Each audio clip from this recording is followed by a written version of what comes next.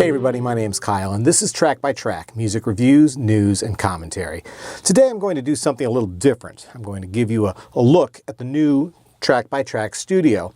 I'll be using this new space to record voiceovers for videos, and I'll also be hosting some of my shorter videos from right here in the studio. Now, this isn't that big a space at all, but that's okay. It does exactly what it needs to do. This is actually a closet underneath my basement stairs, and it is literally on the other side of the wall from the music room that you're used to seeing in my videos.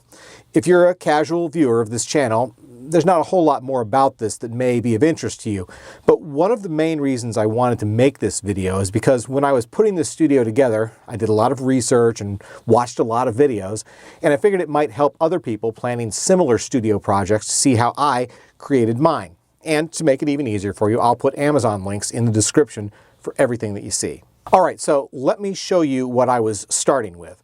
Right next to the music room, I had this closet I wasn't really using. Apparently, the people who lived here before let their kids use it as a tiny playroom.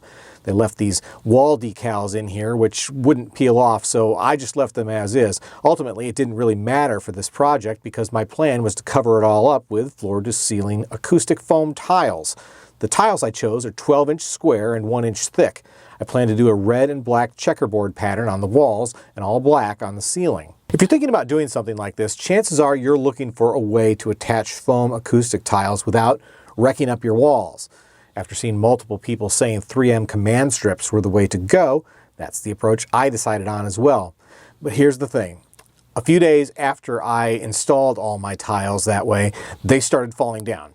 The tiles themselves are super lightweight. That wasn't the problem. The issue was that while the command strips stick great to the walls and ceiling, they don't adhere well to the foam. I mean, it might work if you use a lot of command strips, but these things are not cheap, so I didn't want to be excessive with them. The solution I landed on was to line the back of the tiles with paper. I picked up a ream of 11 by 17 office paper that easily trimmed down to 11-inch square sheets. Then I used spray adhesive to attach the sheet of paper to the back of each foam tile. Once that was done, I was able to easily remount all the tiles using most of the existing command strips that stayed on the walls when the tiles fell off. Thankfully, the bond between the paper and the command strips was far more secure. Everything stayed in place, and there's no damage to the walls or ceiling. Here's how it all looked when I was done. Kind of looks like a padded room in an asylum, right? Anyway, keep in mind this is sound treatment, not soundproofing. The acoustic tiles cut down on the echo in the room, but they don't do much to keep sound in or out. If somebody comes stomping down the stairs while I'm recording, the mic will pick that up for sure.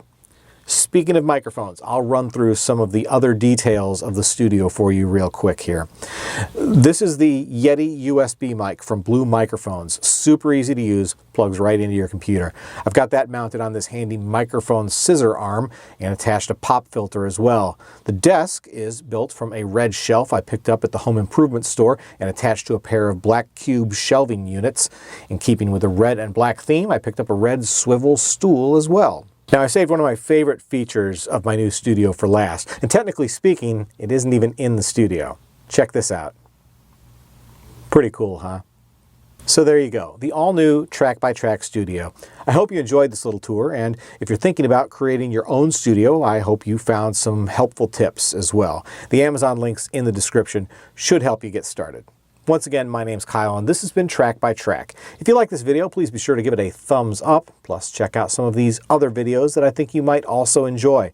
And of course, be sure to click subscribe, because true music fans always want new releases the day they come out. Thanks for watching, and I'll see you next time.